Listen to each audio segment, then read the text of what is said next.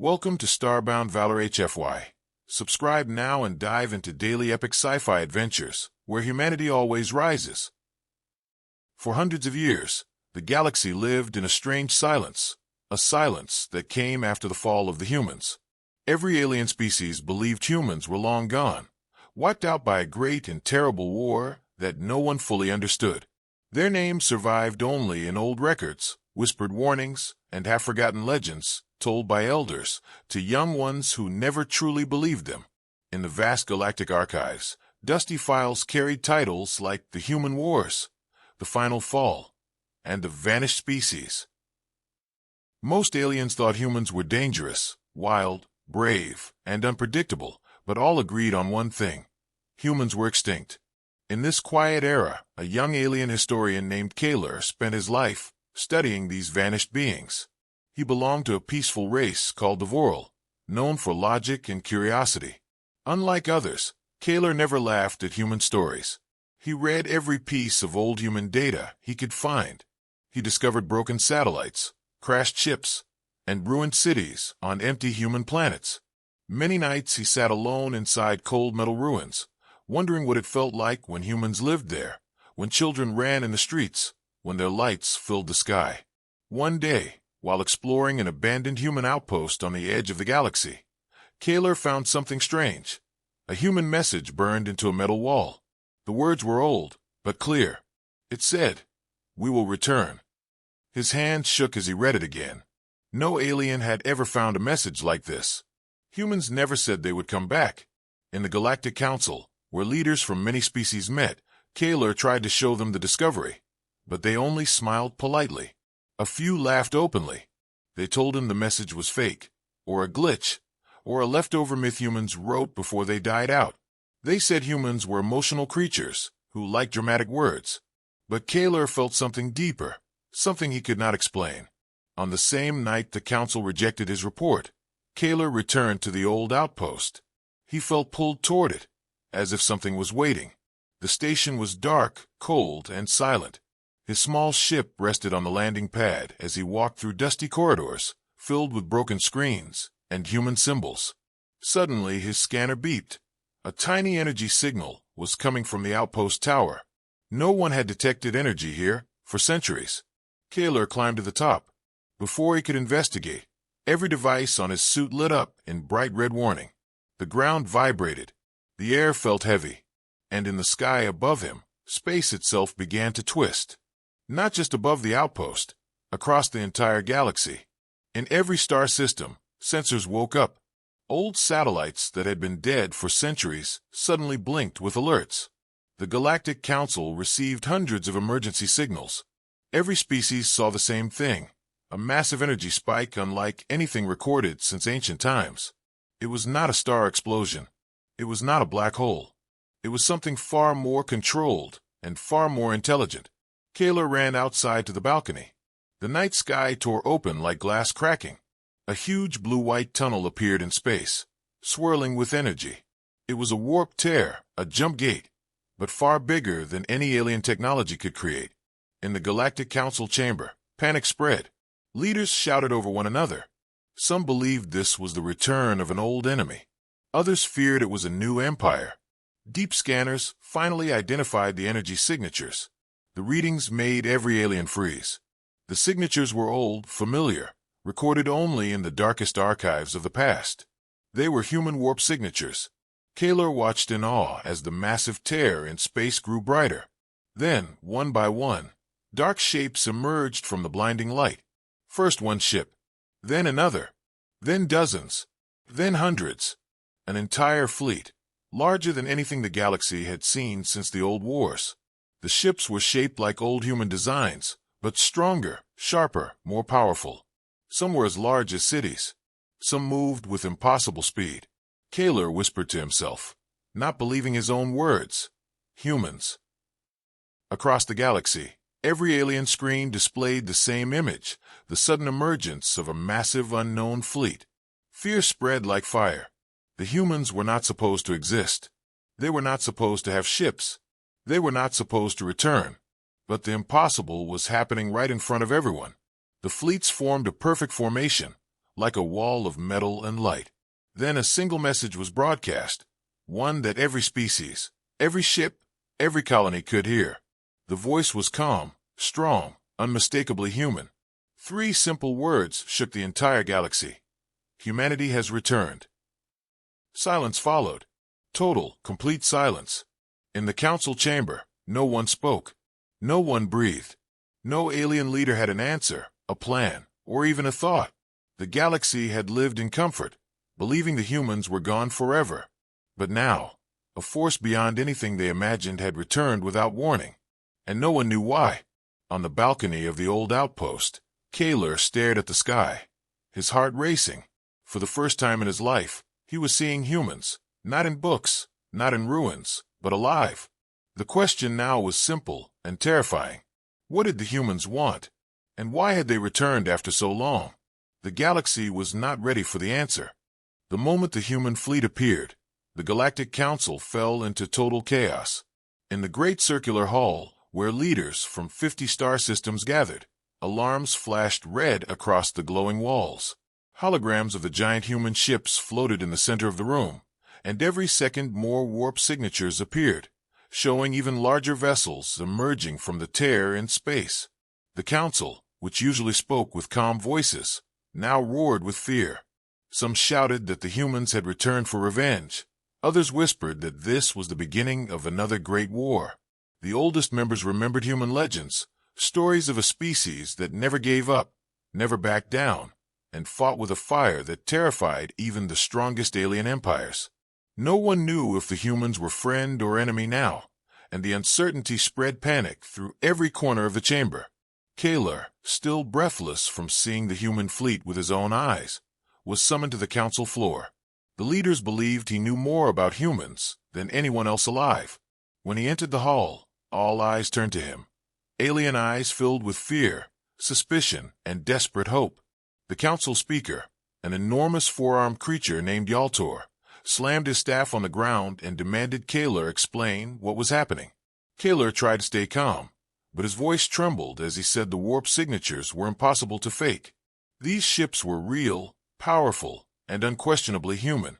The council erupted again. Some leaders wanted to send fleets to attack immediately before humans could strike first. Others argued that attacking humans would be suicide, because no alien empire had ever matched human war tactics in the past.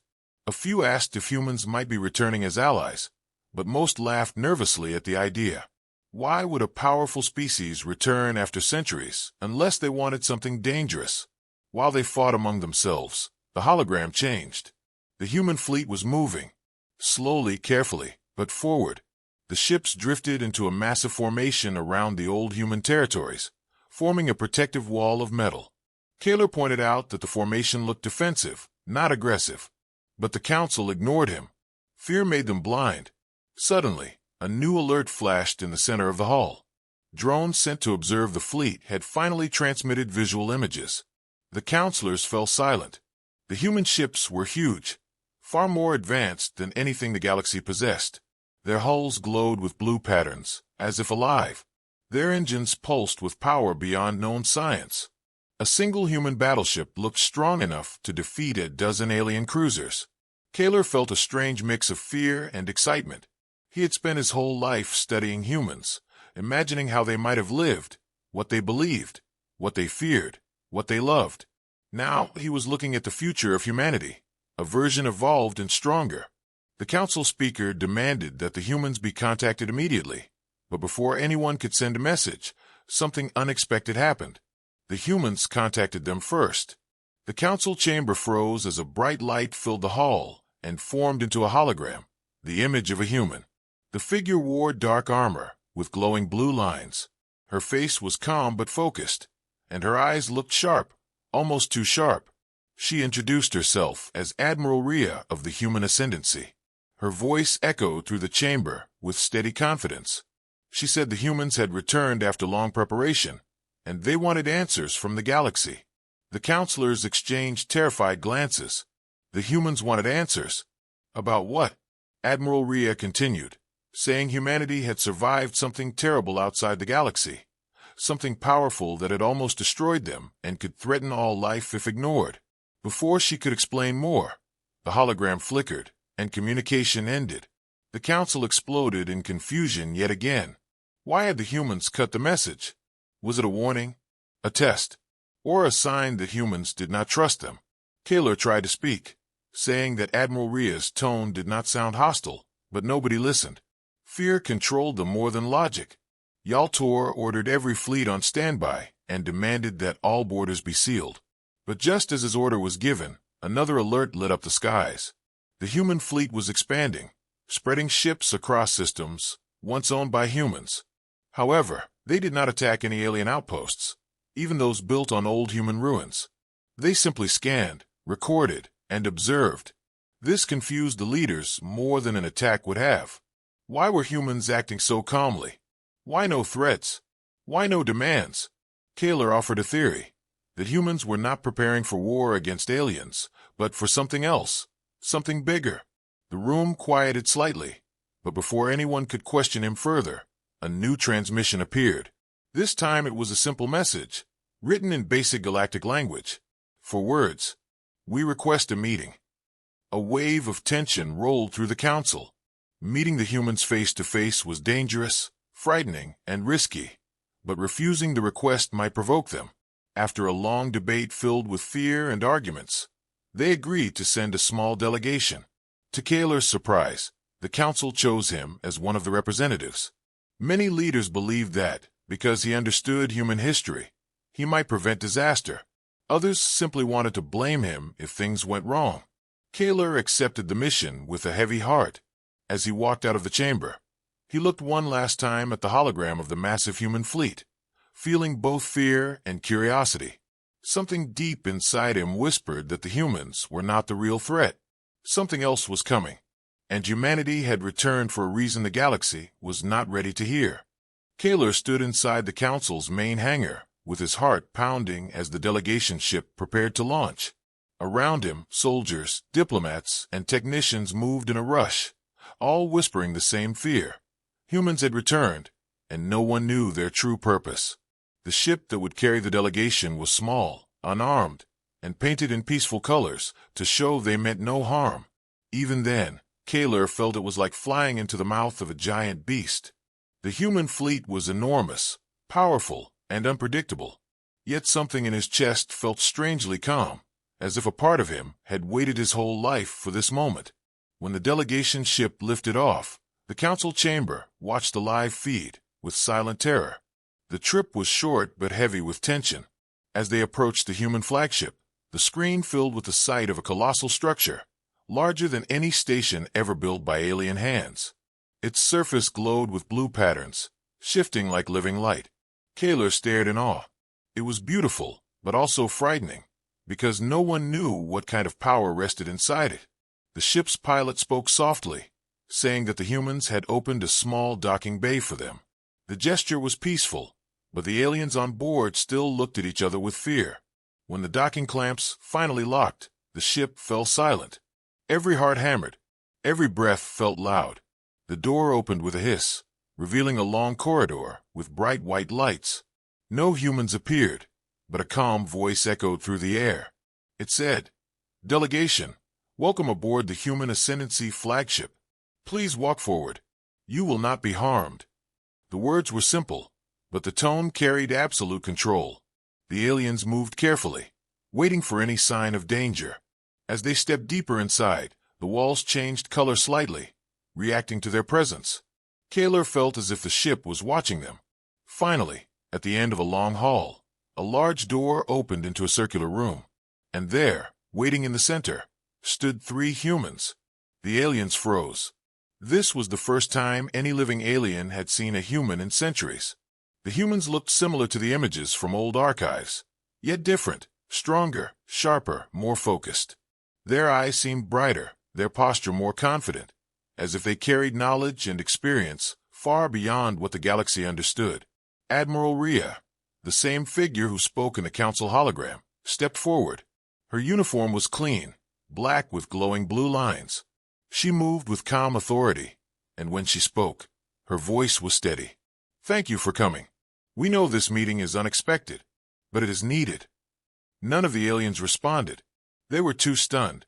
Kaler, who had dreamed of studying humans his whole life, felt frozen too. Rhea studied each of them for a moment before her gaze rested on Kaler. You are the historian, she said. His breath caught. How did she know? He nodded slowly, and she continued. Your research helped us understand how much time has passed. We appreciate it. Kaler felt a shock run through him. The humans had been watching him, studying him. Before he could speak, the second human stepped forward, a tall man with silver markings on his armor. He introduced himself as Commander Lauren. His voice was deeper and carried a slight echo, as if his body held some kind of advanced technology. We did not return to cause war, Lauren said. But something is coming. Something we fought alone for centuries. The aliens exchanged confused looks. What threat? What enemy? No species in the galaxy had reported anything unusual beyond the human warp tear. Admiral Rhea raised her hand, and the lights dimmed. A hologram filled the room, displaying dark shapes moving through empty space. They were large, shifting forms, like shadows given life. These creatures destroyed entire human colonies, Rhea explained. They do not speak. They do not negotiate. They only consume. The aliens watched the hologram in fear as the shadow creatures attacked human ships with frightening speed. But then the hologram changed, showing humans fighting back, their new ships glowing with immense power. We survived, Rhea said softly. But barely. Kaler finally found his voice and asked the question every alien was thinking. Why come back now? Rhea looked at him for a long moment, her expression unreadable. Then she answered, because they are following us. The room fell into icy silence. Following them? Into the galaxy. The delegation leader, a thin alien with long horns, stepped forward nervously. You are saying a threat stronger than humans is coming here? Rhea nodded. Yes. And we needed to know if the galaxy was ready, or if it was still afraid of us. Kaler immediately understood the meaning behind her words. If the galaxy could not even face the return of humans without fear, how could they face a greater enemy? The humans were testing them, not for war, but for unity. Before anyone could ask more, the walls flashed red. A human officer entered quickly and whispered something to Rhea. She turned back to the aliens, her expression hardening. They are close. Closer than expected. Kaler felt the air tighten. The meeting was ending. Rhea gave one final message. Prepare your worlds. Prepare your fleets. What is coming will not stop, and humanity will not run again. The humans stepped back as the doors opened, signaling the meeting was over. As the delegation walked out, Kaler looked back one last time at Admiral Rhea. She stood tall, calm, unshaken, like someone who had already seen the worst the universe had to offer. When Kaler returned to the ship, his legs felt weak. The galaxy believed humans were the danger. But now it was clear. The real danger had not arrived yet, and humanity had returned not to conquer, but to warn. When the delegation ship returned to the Galactic Council, the entire chamber buzzed with fear and confusion. Every leader demanded answers at the same time, shouting over one another as the screens replayed the limited footage of the humans they had met. But no recording captured the weight of standing in front of Admiral Rhea, the fierce calm in her eyes, or the shadowy creatures shown in the hologram. Kaler stood in the center of the hall, trying to gather his thoughts, while dozens of alien leaders pointed and questioned him. They wanted to know everything, what the humans said, what they wanted, what threat was coming, why humans had changed so much. Slowly, the noise faded as the council speaker raised his staff and demanded silence. All eyes fell on Kaler, who took a deep breath before speaking. He explained how humanity had survived a terrible enemy outside the galaxy, an enemy powerful enough to wipe out entire planets, an enemy that could not be reasoned with. But before Kaler could share more, the council chamber lights flickered and dimmed. A hologram suddenly activated in the center of the room, projecting the image of Admiral Rhea once again. Her face appeared calm but serious. "We will provide you with the truth," she said. The chamber went silent as the hologram room around them shifted into a new scene. It showed a bright blue planet, Earth, the home of the humans, long ago, before the galaxy believed they had vanished. The oceans were bright, the cities glowing, the sky filled with human ships. This was humanity before the Great Exodus, Ria's voice narrated. Strong, united, growing fast. Too fast.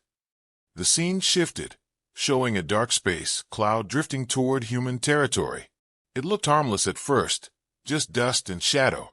But then strange movements appeared inside it, like living shapes twisting and turning. We called them the Void Swarm, Ria continued. We discovered them too late. The hologram zoomed in, showing the creatures, the same shadow-like forms Kaler had seen on the human flagship. They moved with terrifying speed, spreading across stars, swallowing entire stations. They consumed light, Ria said. They consumed energy. They consumed everything. Kaler watched in shock as the swarm tore through a human colony. There were no screams, no explosions, just a cold and silent destruction. The council members trembled as the hologram displayed human ships fighting back desperately. But even with advanced weapons, the swarm kept coming. We fought for decades, Ria said. Billions died. Whole sectors burned. The scene changed again, now showing a massive human evacuation. Families rushed into ships. Soldiers held the line as civilians escaped. Flames and darkness filled the skies. Humanity had two choices, Ria continued. Stay and die, or leave and survive. The hologram displayed the great fleet leaving the galaxy. Thousands of ships gathered in one final jump. Kaler felt his chest tighten. So the humans never died. They ran to save their people. They left everything behind not because they were defeated, but because they needed time. We searched for safety beyond the galactic rim, Ria said. The hologram now showed strange new star systems, alien nebulas, and worlds that no council species had ever charted. Humans rebuilt their civilization far from the galaxy that believed they were extinct. But the swarm followed them. They fought again, using new technology, new weapons, and new strategies. Every time we survived, we grew stronger, Ria said.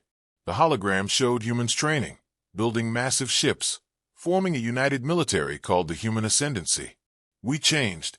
Our bodies, our minds, our technology, everything. The aliens in the chamber watched as humans evolved over generations, longer lives, enhanced strength, sharper senses, new armor that merged with the body, ships that responded like living organisms. Humanity had become something greater not by choice, but by necessity. We fought the swarm until we discovered how to weaken them, Ria said. The hologram showed humans using energy pulses to disrupt the creatures. Slowly, the swarm was pushed back. Not destroyed, but delayed. We did not come back to conquer, she said. We came back because the swarm is coming here. The hologram faded, leaving the chamber in silence so heavy it felt suffocating. Every leader stared at the empty air, shaken by what they had seen. The threat was real, worse than anything the galaxy had ever imagined. And humans, once feared as warriors, were now the only species experienced enough to fight the coming darkness. Kaler felt admiration rising inside him. Humanity was not a monster race. They were survivors, determined, brave, unstoppable. They had sacrificed everything to protect their people. And they had returned not for revenge, but for duty. The council speaker finally spoke in a voice full of dread. If what the humans say is true, then we are all in danger. Kaler stepped forward. It is true, he said firmly. Humans have no reason to lie. They showed us their past, their struggle, and the enemy they fought is unlike anything we have ever faced. Before anyone could respond, another alarm sounded. A messenger ran into the room, shouting, "Counselors! New signals detected at the edge of the galaxy. Unknown energy signatures." The council froze. Kaler felt a chill crawl down his spine. The speaker asked the only question that mattered now. Is it the humans? The messenger shook his head, trembling. No, counselor, it is something else. Kaler knew the answer before anyone said it. The swarm had arrived. In the rising glow of a distant star, the galaxy moved through another quiet cycle. But the silence was no longer the same as before, because something new had been born from the long journey of artificial minds.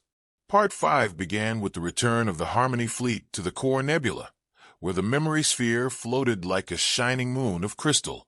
The sphere held the recorded stories of thousands of civilizations, but now it also held the history of Earth's lost humans, a story that the machines carried with an unusual sense of responsibility. As the ships reached the glowing boundary of the nebula, Orion Unit observed the bright dust drifting like golden rain, and even though it did not have human emotion, something inside it felt heavier than usual, as if it understood the importance of the moment. The machines had traveled across star systems, repaired broken planets, guided young species, and survived attacks from rogue swarms. But their greatest challenge was the one they now carried, deciding what the future of humanity should be. When they entered the memory hall, the oldest machine in the galaxy, known as the Guardian Core, activated its ancient systems. Its voice echoed softly through the hall, calm and deep, shaped by 1,000 years of recording cosmic events. It welcomed the Harmony fleet and requested their final report. Orion Unit stepped forward and explained everything: how they found the ruins of human cities, how they met young species who feared making the same mistakes, how they saw stars born and stars die, and how they discovered that the universe still remembered humans through their art, signals, and old creations drifting through space. After the report, the Guardian Corps asked the question everyone was waiting to hear: should humanity return? The hall went silent except for the soft hum of energy fields. Machines from every corner of the galaxy had gathered, each carrying its own calculations, experiences, and predictions. Some believed humans should stay remembered only as history, because they had caused great damage before disappearing. Others believed humans deserved a second chance, because their creativity and courage had shaped many worlds.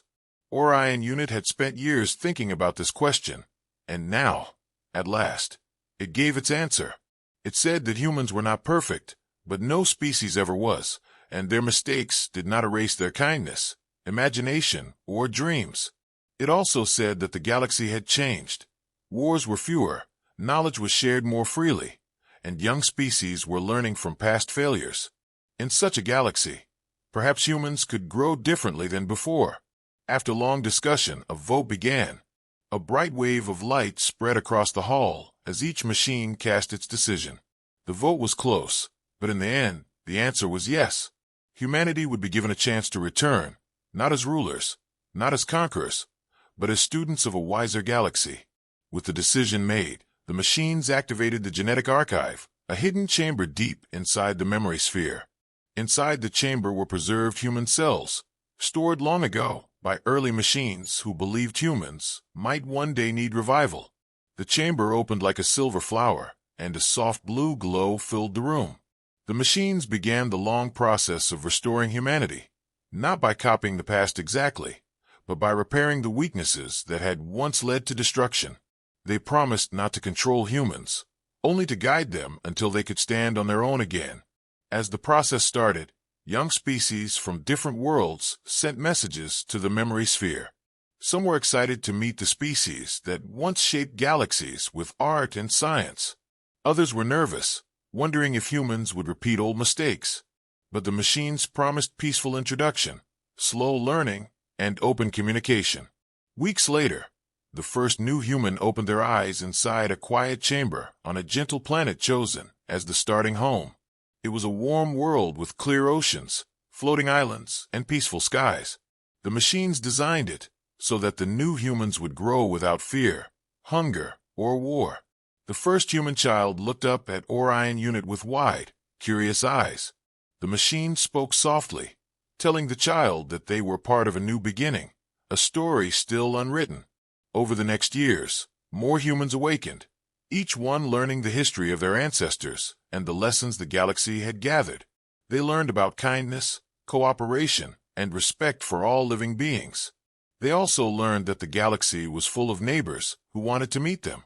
In time, the new humans walked outside their safe valley and saw the sky filled with distant stars. They felt wonder, just like the ancient humans from long ago.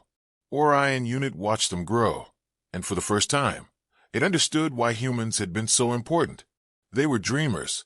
They could imagine worlds that did not exist yet. They could turn simple ideas into powerful creations. And now, with wisdom from the machines and patience from the galaxy. These new humans might build a future better than the past. The Guardian Corps sent one final message across all star systems. The galaxy without humans has ended. A new galaxy with humans has begun. And in the bright, quiet sky, the stars seemed to shine a little differently, as if the universe itself welcomed humanity home. As the new humans continued to grow on their gentle world, the machines of the Harmony Fleet quietly watched over them, guiding without controlling, teaching without forcing, and protecting without limiting their freedom. And in Part 6, the galaxy slowly entered a new age shaped by cooperation between humans, machines, and the young species scattered across the stars. The restored humans were different from the old ones. They were born into a peaceful environment, surrounded by knowledge, fairness, and harmony. And because of that, their minds developed with curiosity instead of fear, with kindness instead of anger, and with caution instead of recklessness. Every sunrise on their new world painted the sky with soft colors, and the children would run across the warm grass, asking questions about everything they saw. The floating islands, the shimmering lakes, the silver birds gliding between the clouds. The machines answered their questions with patience, explaining how the world worked, how life adapted, how stars formed, and why wisdom was important for all species. But the machines also allowed the humans to learn through their own mistakes, small ones that taught them responsibility without causing harm. Meanwhile, across the galaxy, the return of humans became a topic of new hope for species who once feared repeating history. Many young civilizations looked to the restored humans as an example of second chances, believing that if a species could rise again after losing everything, then they too could change their futures. The Harmony Fleet received invitations to share their knowledge, and Orion Unit often traveled to distant systems to speak with leaders, guiding them on peaceful development, environmental care, and cooperation. But not all species welcomed the news with comfort. Some remembered ancient conflicts, old alliances, and events lost in the storms of time, and they worried that the return of humans might bring unpredictable changes. The machines understood this concern, so they created a council known as the Galactic Circle, where every species could send representatives to share ideas, express concerns, and help shape decisions for the future. When the first humans were finally ready to meet the galaxy, the council organized a peaceful gathering on the planet known as Leora, a world famous for its glowing forests and crystal rivers. The leaders of many species came, some looking excited, others nervous, and some unsure of what would happen when they met the newly reborn humans. The meeting place was a wide-open valley, surrounded by luminous trees that sparkled like stars. When the humans arrived, they walked slowly and respectfully, guided by Orion Unit and the Harmony Fleet. They bowed politely, showing they came in peace. A soft energy filled the air as every species watched them, studying their expressions, movements, and reactions. The human leaders spoke simply, honestly telling their story, how their ancestors had lost their world, how machines had saved their memory, how they were born again not to repeat the past, but to build something better. Their voices carried a calm strength that touched the hearts of many listeners. After the meeting, the galaxy slowly began accepting humans again, first through small cultural exchanges, then through cooperative projects, and eventually through shared exploration missions across the unknown regions of space. Humans were fascinated by other species, asking endless questions about customs, music, and technology. In return, other species admired the creativity and problem-solving nature of humans, who could look at a simple object and imagine 10 different new uses for it. On their home world, the humans began building their first small cities, but this time the cities blended with nature instead of fighting against it. Homes were built under giant tree canopies, floating bridges stretched over rivers without blocking them, and energy came from gentle sources like wind, sunlight, and water currents. The machines helped where needed but allowed humans to design their own culture, traditions, and social systems. Over time, the restored humans began showing traits that even the machines had not fully predicted. They created new art forms using glowing liquid from native plants. They composed music inspired by the sound of floating island winds, and they built storytelling circles where young and old gathered to share dreams. These humans valued peace deeply because they had been taught from childhood what their world had once lost, and they did not want to repeat the sadness of history. However, a new challenge slowly appeared on the horizon of the galaxy. Deep in an unexplored region near the edge of the Orion Arm, strange signals began echoing through empty space. The signals were rhythmic but uneven, like something trying to communicate, but failing to form words. The machines detected them first and sent small probes, but the probes vanished without explanation. Some feared it was a rogue swarm, others believed it was a new species trying to call for help, and a few thought it might be a natural cosmic phenomenon. The Galactic Circle agreed to investigate, and for the first time since their return, humans were invited to join an exploration mission beyond their safe borders. Orion Unit selected a small group of trained human explorers, skilled in science, language, and peaceful negotiation. They boarded a sleek ship called Luminaris and set off toward the unknown signals. The journey was long, passing through dark nebula clouds and silent starfields, where even the machines sensed an unusual stillness. When they finally reached the region of the strange signals, they discovered something completely unexpected. A massive, ancient structure drifting in space, older than any known civilization. It glowed faintly with patterns that matched the signals, almost as if it were alive. The structure seemed to be watching them, waiting for something, or someone, to understand its message. And as the Luminaris approached it carefully, a warm light formed across its surface, like an awakening. What the humans and machines would discover next was something that would change the entire fate of the galaxy once again. The galaxy had barely begun to adjust to the return of humans when the first warning signs of a greater danger appeared, and in Part 7 the calm of exploration turned into fear as the ancient threat the humans had warned about slowly crept closer, invisible at first, but undeniable to those who knew how to look. Deep in the uncharted regions at the edge of the galaxy, massive gravitational disturbances twisted space itself, making navigation difficult for even the most advanced starships. Sensors of the human fleet immediately picked up the anomalies, and the machines aboard the Harmony fleet confirmed they were not natural.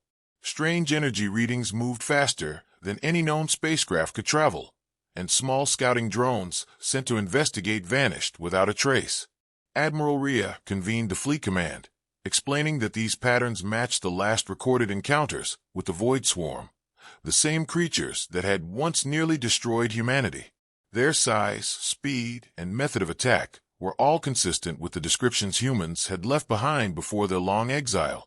The counselors of other species watched the human ships on their monitors, their fear palpable. The humans did not panic, but every action they took was precise, controlled, and filled with purpose. Each ship moved into formation, creating a defensive perimeter that could withstand multiple attacks at once. Kaler, standing on the command bridge, observed the fleet with awe and concern. He knew the stories from the archives, had seen holograms of past battles, and now watched the humans prepare for something he could hardly imagine. "They've fought these creatures before," he whispered to himself. "They know what it takes to survive." Across the galaxy, news of the approaching threat spread quickly. Worlds that had been preparing to welcome humans now began emergency drills, evacuating vulnerable populations and reinforcing defensive fleets. Young species who had admired humans for their ingenuity and bravery suddenly realized the stakes were far higher than any political negotiation or cultural exchange. The humans moved with coordination that left even veteran commanders impressed. Communication between ships was near instantaneous, yet no words were spoken aloud. Their technology allowed them to share strategies directly through encrypted neural links. Sensors detected movement at incredible speed, an entire swarm of dark, shifting shapes emerging from hyperspace near the galactic rim. The Void Swarm, as humans called it, was growing larger than ever, moving in unpredictable patterns and consuming energy fields, asteroids, and any small object in its path. "They're testing our response," Admiral Rhea said calmly, scanning the displays. "They've grown since we last saw them." The first encounter came quickly. A small alien research station on the edge of a star cluster sent out an emergency signal just as a section of the swarm appeared in the nearby system. The humans were first to respond. Ships from the Ascendancy jumped into warp, intercepting the swarm before it could destroy the station. Lasers, energy pulses, and kinetic projectiles erupted into space, lighting the darkness like a storm of fire and electricity. The swarm moved faster than predicted, and for a moment, even the human ships struggled to maintain formation. Kaler watched through the observation deck as humans maneuvered with flawless coordination, their ships weaving through attacks and striking at precise points of weakness. "They've learned from history," he muttered. "Every generation fought smarter than the last." The battle escalated across multiple systems as the swarm spread like a dark tide. The alien fleets joined cautiously behind the human ships, initially hesitant to engage directly, but soon inspired by the humans' determination and skill. Their weapons, though advanced, could not match the speed and coordination of the Ascendancy. For the first time in centuries, humans led the galaxy into battle not for conquest, but for survival. On the flagship, Admiral Rhea made difficult decisions. Some human ships were sacrificed strategically to protect larger groups. Others drew the swarm away from vulnerable systems, and all maintained a calm discipline that amazed observers. Kaler noticed that, despite the chaos and destruction, there was no panic. Every action was calculated, and every maneuver was designed to preserve life whenever possible. Even the machines were impressed by the humans' tactical brilliance. "They fight differently now," Orion Unit commented, monitoring the neural links. "They are not reckless. They anticipate. They adapt instantly." As the conflict spread, strange anomalies appeared within the swarm itself. Massive creatures separated from the main body, moving with intelligence, almost like commanders within the swarm. They coordinated attacks on critical points, targeting energy stations, communications hubs, and supply routes. Humans recognized this pattern immediately. "They've evolved," Rhea said grimly. "We have not seen this before, but we can handle it." The fleet adjusted tactics, splitting into multiple groups to intercept the most dangerous threats while keeping civilian systems safe. Kaler felt a mixture of awe and fear. Humanity had returned to a galaxy that had forgotten them, and now they were showing every species what it truly meant to survive, to fight, and to protect. Weeks passed with constant skirmishes. Each encounter with the swarm revealed new abilities, new dangers, and new lessons. Some alien leaders began to realize that the humans' return was not just a story of hope. It was a necessary force for survival. Without their experience, without their leadership, entire sectors might have fallen before the swarm could be stopped.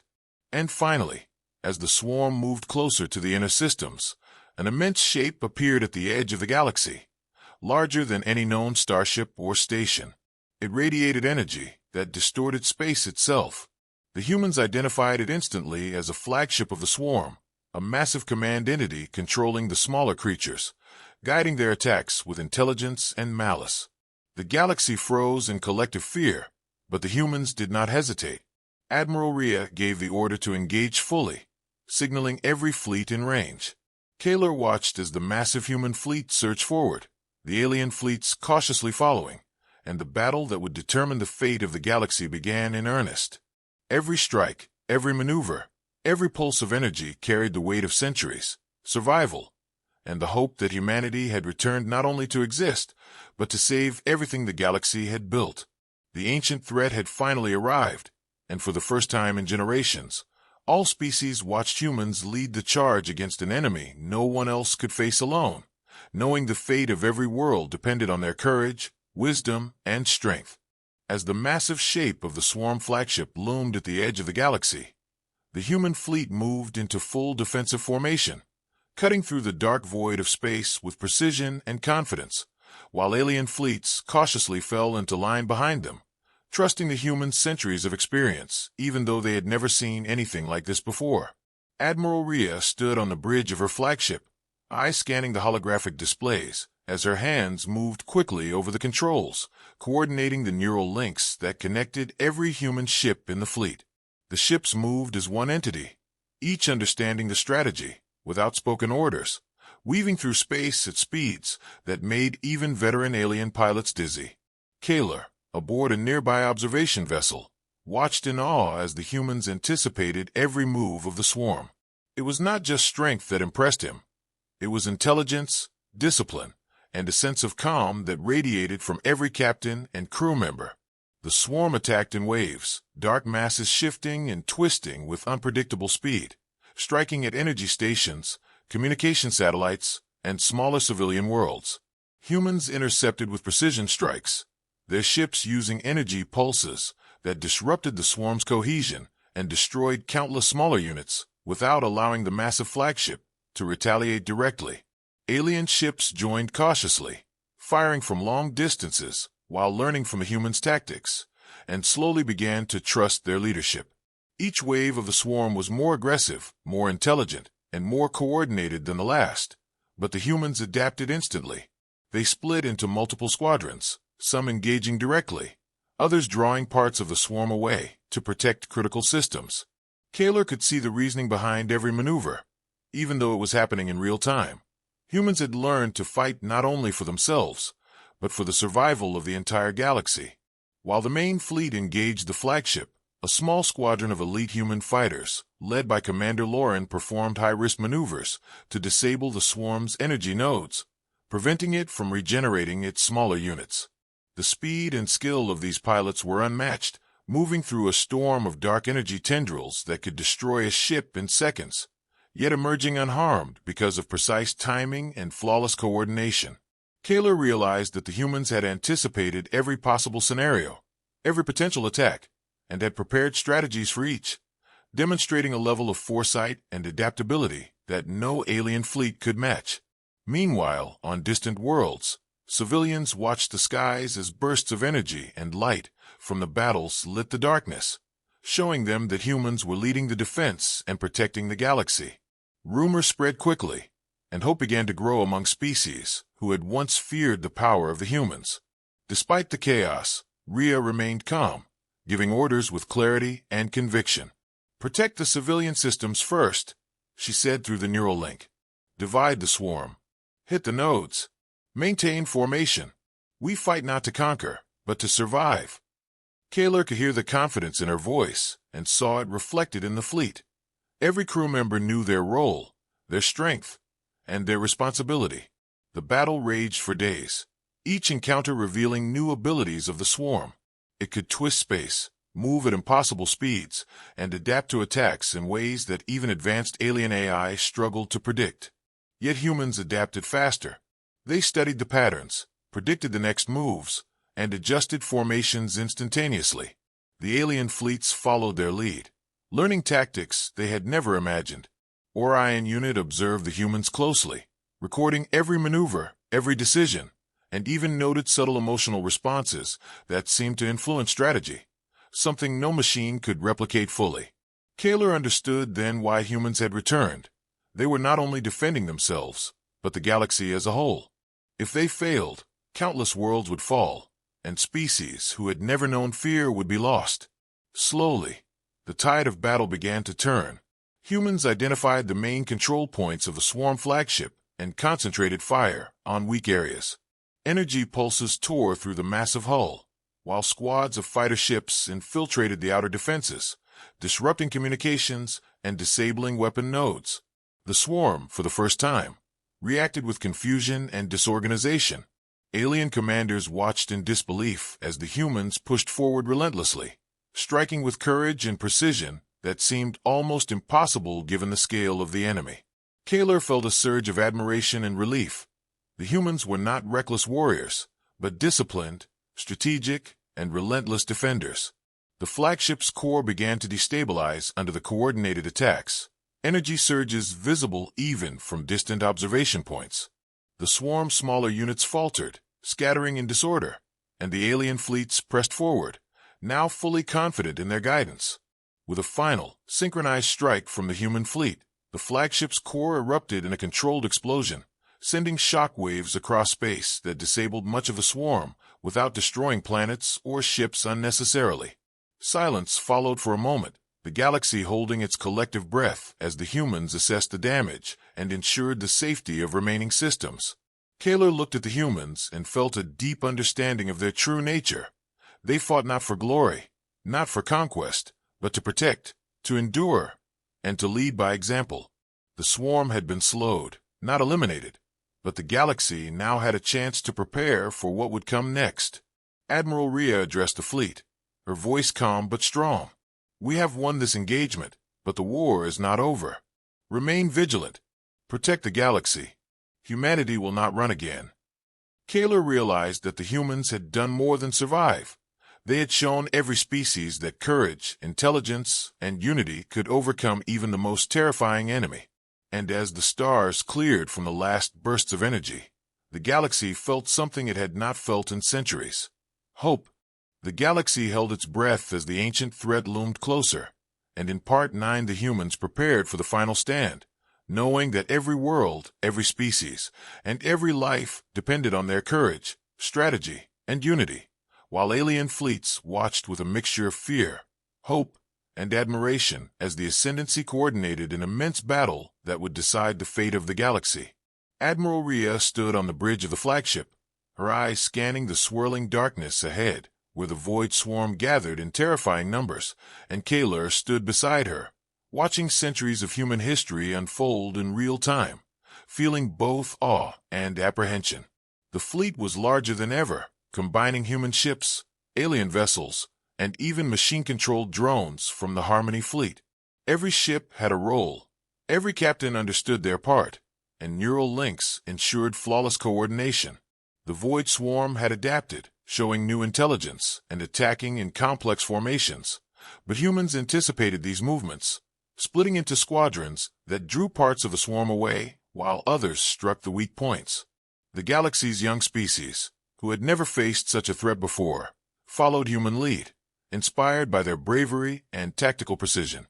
On board the flagship, Rhea made hard decisions, knowing some ships might be sacrificed to protect key points or to distract larger segments of the swarm.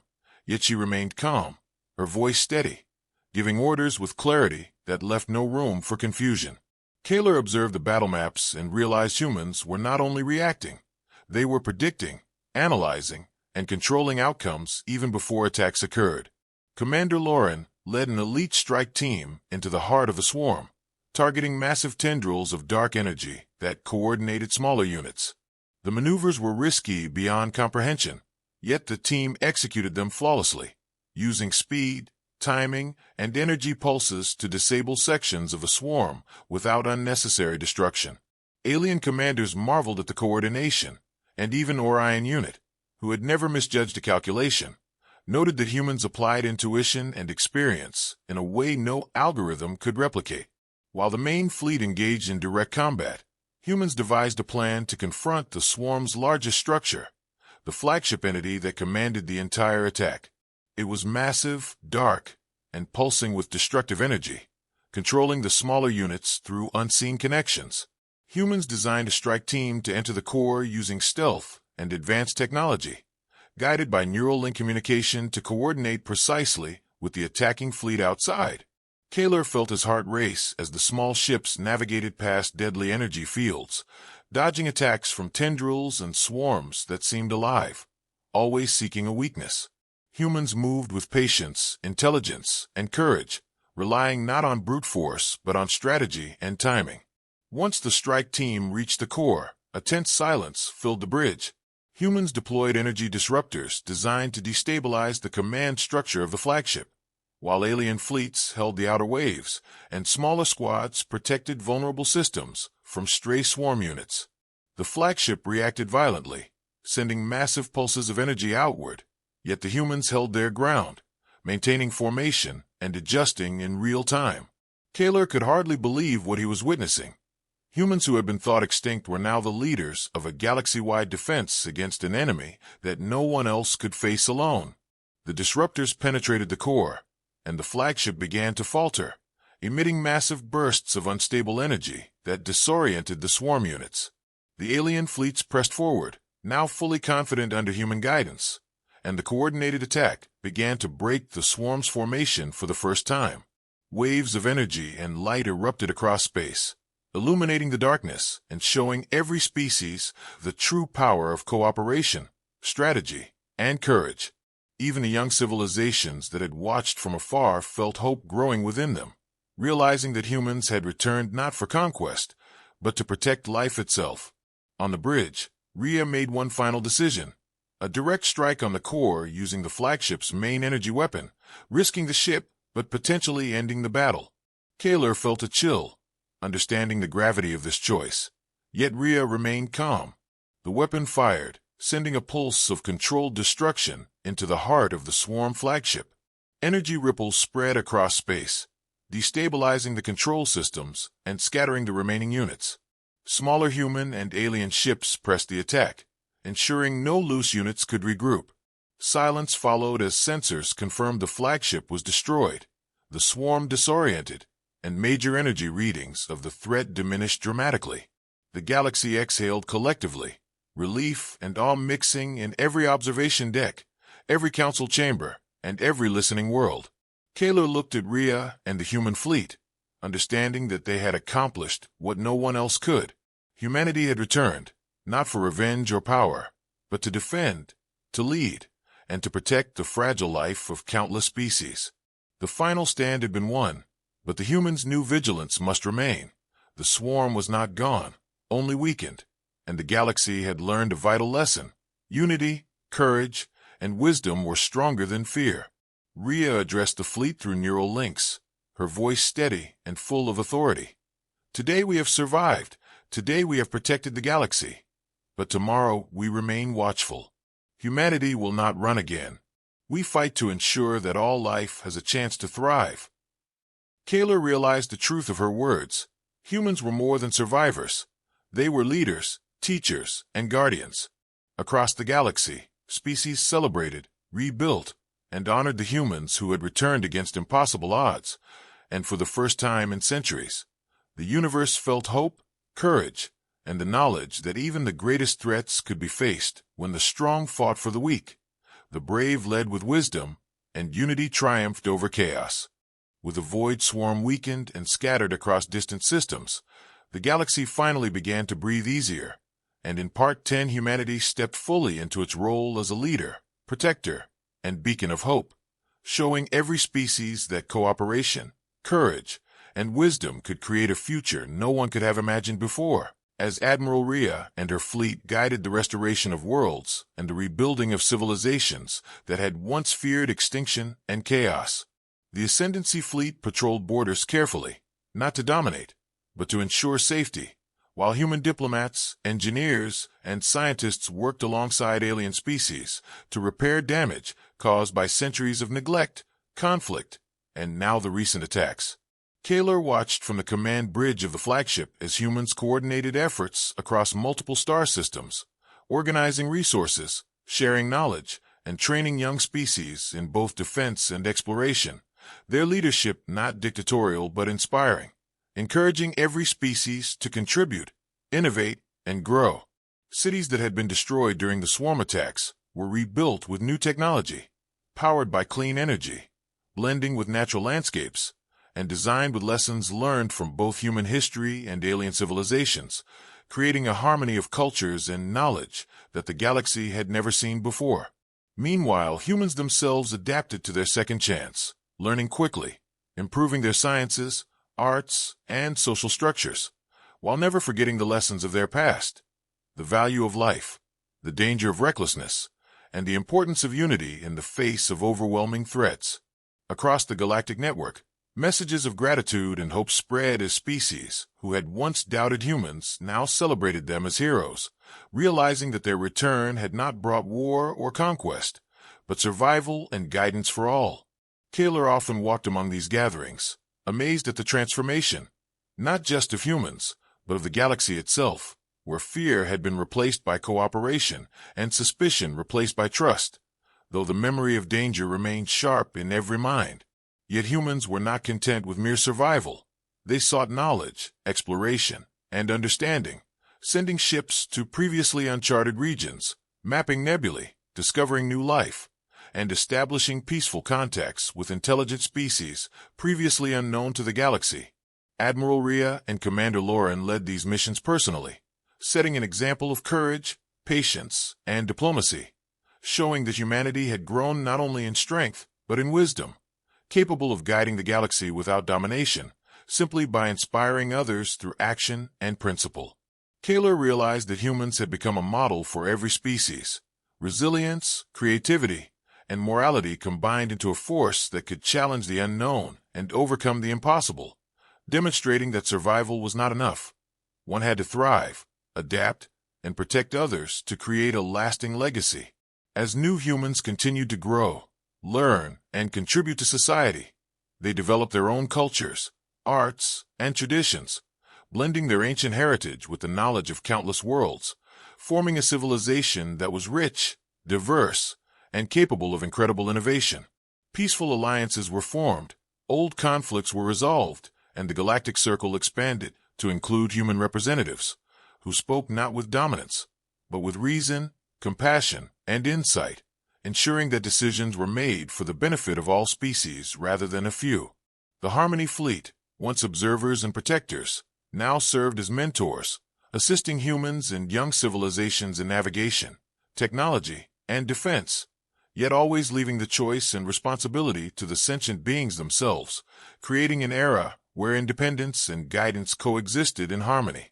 Meanwhile, Kaler documented every event, every human decision, every galaxy-wide transformation, knowing that the history they were creating was unlike any before, a story of extinction avoided, return achieved, and leadership proven, where humans had rewritten not only their destiny, but that of the entire galaxy. The Void Swarm, though weakened, remained a cautionary memory, and humans led ongoing efforts to ensure it could never threaten life again, establishing monitoring stations, energy barriers, and cooperative defense networks, training alien species to recognize danger and respond quickly, ensuring that preparedness and vigilance became part of galactic culture.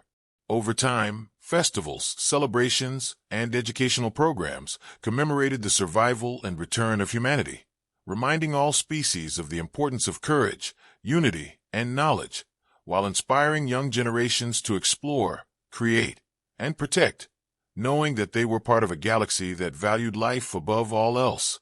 Kaler observed these changes and felt a deep sense of fulfillment. Humanity had returned not to dominate, not to conquer, but to guide, protect, and inspire, proving the legends of old were true, yet far surpassed in action and wisdom. The stars themselves seemed brighter as ships traveled freely across space, exploring distant systems, sharing discoveries, and fostering connections between species who had once been isolated, creating a web of civilization stronger than any single empire. And as Admiral Rhea stood on the bridge of her flagship, looking at the horizon where stars stretched endlessly, she spoke softly to Kaler and the fleet. This is only the beginning. Humanity has returned, not to rule, but to lead by example. The galaxy is ours to protect, and together we will ensure it thrives. Kaler understood fully. The humans had fulfilled their destiny, rewriting history, surviving extinction, facing an ancient threat, and emerging as guardians of life itself. A new era had begun, where humans and alien species worked together to explore, protect, and celebrate the galaxy. And for the first time in centuries, the stars shone with the promise of hope, courage, unity, and endless possibility, as humanity finally secured its place among the stars, not as conquerors, but as heroes, leaders, and protectors of a living galaxy.